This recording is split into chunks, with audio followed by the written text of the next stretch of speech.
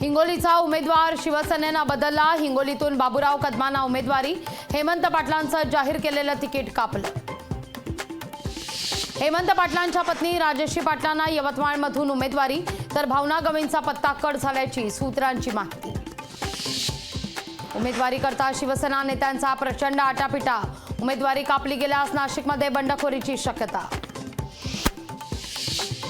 ठाकरेंचा 8 आमदार शिवसेनेच्या संपर्कात असल्याचा उदय सामंत यांचा दावा। उदय सामंत यांच्या दाव्याची संजय राऊतांकडून खिल्ली।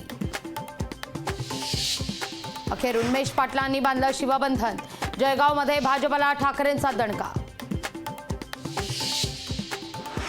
मैत्रीपूर्ण लढत द्यायची असेल तर विरोधात लढा। उद्धव ठाकरेंचा काँग्रेसला इशारा। ठाकरेंनी सुनावल्यानं काँग्रेस बॅकफूटवर।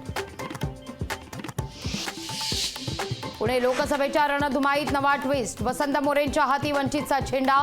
पुण्यात आता रंगणार तिरंगी लढत। मवियाचा राजू शेट्टींना पाठिंबा नाहीच। मवियानं जाहीर केला हातकणंगलेतून उमेदवार। सत्यजित पाटलांमुळे हातकणंगलेत रंगणार तिरंगी लढत। बारामती लोकसभा मतदारसंघात नणंद भाऊजाई लढत। सुनेत्रा पवार अधिक मताधिक्यानं निवडून येणार। प्रभारी स्टार प्रचारक सुनील शेख यांचा विश्वास। संजय निरुपमांची काँग्रेसमधून हकालपट्टी करण्याचा प्रस्ताव दिल्लीला पाठवणार। दिल्ली स्तरावर निरुपम यांच्या कारवाईचा होणार निर्णय।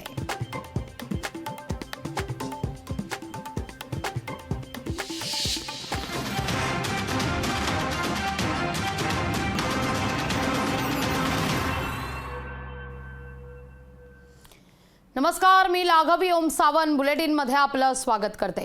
महायुती आणि महाविकास आघाडीमधील जागा वाटपाचा तिढा सुटत नाहीये।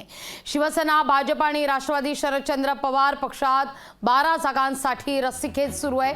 मवियाच्या 13 जागांवरील उमेदवार जाहीर करताना चांगलीच दमछाक होतीये। यामध्ये ठाणे, पालघर, नाशिक, रत्नागिरी, सिंधुदुर्ग या शिवसेनेकडे असलेल्या मतदारसंघावरून महायुतीत सध्या रस्सीखेच आहे। शिवसेनेचे नेते भाजपवर नाराज असल्याची माहिती नारायण राणेंच्या वक्तव्यामुळे दुखावल्याची देखील आता माहिती समोर आलेली आहे। एकीकडे महाविकास आघाडीत जागा वाटपाचा तिढा कायम असताना तिथं महायुतीत देखील फार काही वेगळं चित्र दिसत नसल्याचंच पाहायला मिळतंय।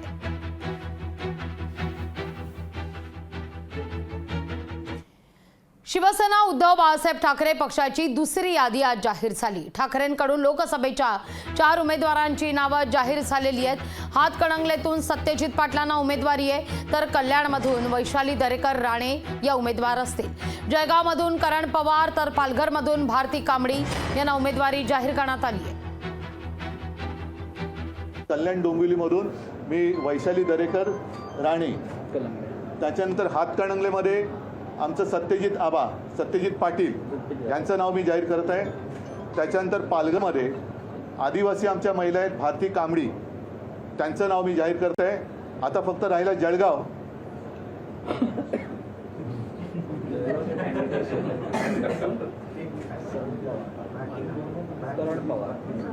जळगावचं काय करत? जळगावला करण पवार आपल्या समोर बसलेले आहेत आणि उन्मेष दादा आणि सगळ्या माझ्या सहकार्य ललिताताई पण सोबत आलेल्या आहेत। त्या वैशालीताई आहेत। सगळ्यांनी मिळून त्यांचं स्वागत केलेलं आहे आणि मला खात्री आहे की जळगावमधून यावेळेला अस्सल शिवछत्रपतीचा भगवा झेंडा लोकसभेवरती गेल्याशिवाय राहणार नाही। आता एक जागा जी राहिलेली आहे त्याच्याबद्दल आता बघू। आमच्या मित्रपक्षांकडे मुंबई उत्तर आमच्या मित्रपक्षाला आम्ही विचारतोय ते लढणार आहेत का। ते जर लढत असतील तर त्यांना लढू द्या, नाहीतर आम्ही ती जागा आमचा उमेदवार जाहीर करू। रामटेकमध्ये वंचितचा अपक्ष उमेदवाराला पाठिंबा आहे। अपक्ष उमेदवार किशोर गजबी यांना वंचितनं पाठिंबा दिलेला आहे। शंकर चहादेंची निवडणुकीतून माघार पाहायला मिळते। रामटेकमधून अपक्ष उमेदवार किशोर गजबी यांना वंचित आता पाठिंबा देताना दिसतेय।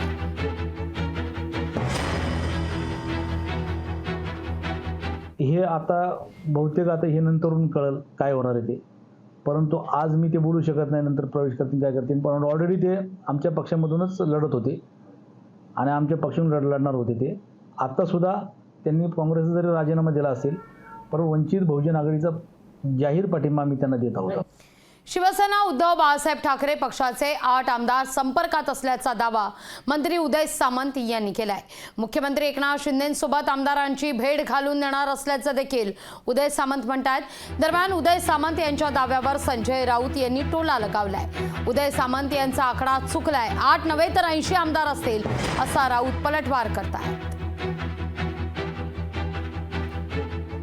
त्यांच्या उरलेल्या आमदारांपैकी 8 आमदार माझ्या संपर्कात आहेत।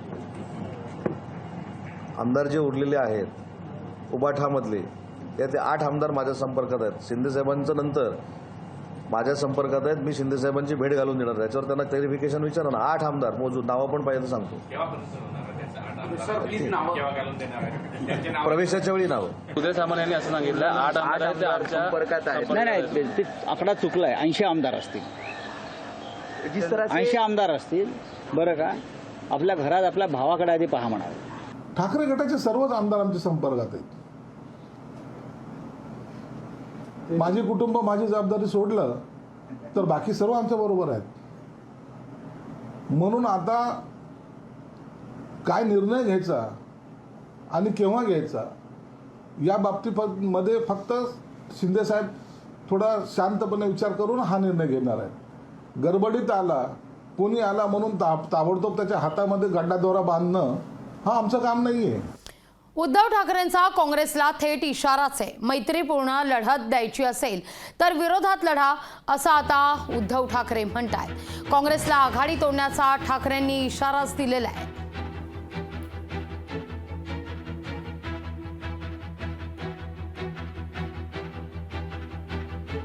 मैत्रीपूर्ण लढतीला काही अर्थ नसतो, कारण जेव्हा मैत्री असते तेव्हा लढत नसते आणि मैत्री पूर्ण होते तेव्हा लढत होते। त्याच्यामुळे तो निर्णय हा मला नाही वाटत ते करतील, कारण तसं झालं तर तो केवळ महाराष्ट्राचा नाही तर देशाचा घात होईल।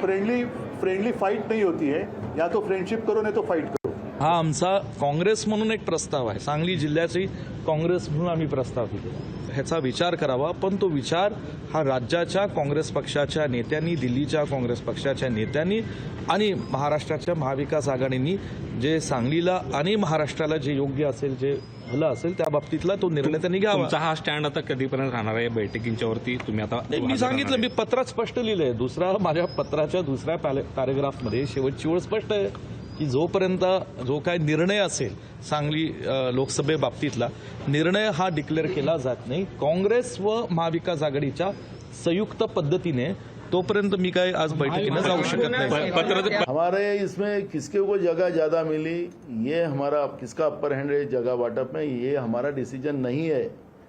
हमने शुरुआत में कहा कि हमारा डिसीजन यह है कि महाराष्ट्र में 48 जगह में महाविकास आघाड़ी जीते, उस आधार पर निर्णय हो, ये भूमिका हमारी है। किसको 22 मिली, किसको 25 मिली, ये हमारा डिसीजन नहीं है। कांग्रेस की भूमिका पहले से ही मेरिट के आधार पर रही है और कांग्रेस उसी लाइन पे काम कर रही है। हिंगोलीतून हेमंत पाटलांचं तिकीट कापण्यात आलेलं आहे। हिंगोलीतून हेमंत पाटलांऐवजी बाबूराव कदम यांना उमेदवारी देण्यात आली आहे। यवतमाळमधून भावना गवळींऐवजी राजेश पाटलांना उमेदवारी मिळण्याची शक्यता आहे। लोकसभेच्या उमेदवारीवरून शिवसेनेत असंतोष निर्माण होण्याची शक्यता नाकारता येत नाही। इतकंच काय तर उमेदवारी कापल्यानं शिवसेनेत बंडखोरीची देखील चिन्ह दिसत आहेत। हेमंत पाटील यांची उमेदवारी रद्द करण्यात आलेली आहे। हिंगोलीमध्ये त्या ठिकाणी बाबूराव कोळीकर यांना उमेदवारी देण्यात आली आहे, तर भावना गवळी यांचाही यवतमाळ वाशीमधून पत्ता कट होण्याची शक्यता आहे। तिथं हेमंत गोडसे यांना देखील उमेदवारी नाशिकमध्ये मिळणार नाही अशी चर्चा जोर धरतीये, तर तिथं कोल्हापूरमधून धैर्यशील माने ज्यांची उमेदवारी जाहीर झाली आहे त्यांची देखील धाकधूक वाढली आहे।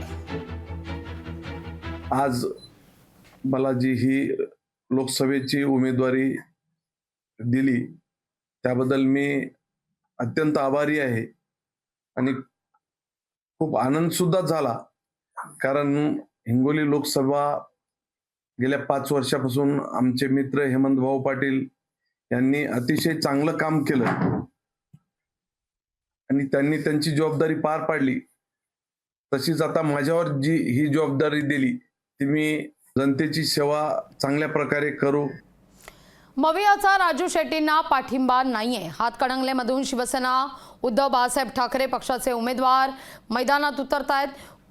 उद्धव ठाकरेंकडून सत्यजित पाटलांच्या उमेदवारीची घोषणा करण्यात आलेली आहे. राजू शेट्टींना मशाल चिन्हावर लढण्याची ऑफर होती, मात्र राजू शेट्टींनी मशाल चिन्हावर लढण्यास नकार दिल्यानंतर आता उमेदवारीची घोषणा शिवसेना उद्धव बाळासाहेब ठाकरे या पक्षाकडून करण्यात आलेली आहे. त्यामुळे हातकणंगलेमध्ये आता चौरंगी लढत होणार आहे. पाहूया कसं असेल चित्र.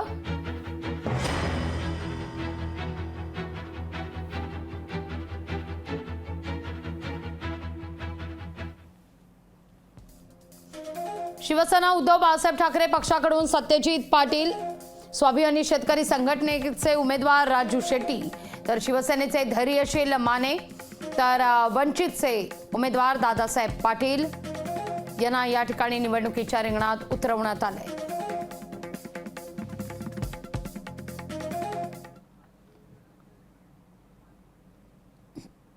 नाही, ही निवडणूक आज आपल्याला चौरंगी दिसते. कदाचित यामध्ये आणि हिंगोली शिवसेनेच्या नागेश आष्टीकर यांनी भरला उमेदवारी अर्ज. जिल्ह्यात मोठं शक्ती प्रदर्शन करत दाखल केला उमेदवारी अर्ज. भाजपनं केलेल्या फसवणुकीचा निवडणुकीत वचपा काढा. आता बदला घेण्याची वेळ आली आहे. प्रणिती शिंदेंचा भाजपवर हल्लाबोल. नवरा बायको, आमदार खासदार, बाकीच्यांनी फक्त मतं मागायची का? बच्चू कडूंचा राणा दाम्पत्यावर टीकास्त्र. काँग्रेसकडून नितीन गडकरींविरोधात तक्रार दाखल. आचारसंहितेचं उल्लंघन केल्याप्रकरणी अतुल लोंढेंनी केली तक्रार दाखल. पहिल्या टप्प्यात काँग्रेसच्या विदर्भात होणार 3 सभा. चंद्रपूरमध्ये प्रतिभा धानोरकरांच्या प्रचाराकरता प्रियंका गांधी घेणार सभा. बुलढाण्यामध्ये अपक्ष उमेदवार संदीप शेळके यांनी भरला अर्ज. शहरात रॅली काढत भरला अर्ज. अमरावतीमधील चांदूर बाजारामध्ये बच्चू कडू यांचं जोरदार शक्ती प्रदर्शन. ही लढाई पैशाच्या विरोधात. 500 कोटींची मालमत्तेचे पैसे बेईमानीनं कमावले. बच्चू कडूंचं टीकास्त्र. लोकसभा निवडणुकीच्या पार्श्वभूमीवर लातूरमध्ये बूथ महाविजय अभियानाचं आयोजन. शिवसेना उद्धव बाळासाहेब ठाकरे पक्षाचे उमेदवार भाऊसाहेब वागचोरे यांच्या बैठकीत राडा. आगामी लोकसभा निवडणुकीच्या पार्श्वभूमीवर बैठकीचं आयोजन. धुळ्यात मनसेसह स्थानिक नागरिकांच्या आंदोलनाला यश. देवपुरातील कचरा डेपो हटवण्याच्या मागणीला यश. नाथषष्ठी यात्रेमुळे एसटीला आर्थिक बळ. पैठण आगाराला 3 दिवसात 48 लाख रुपयाचं उत्पन्न प्राप्त.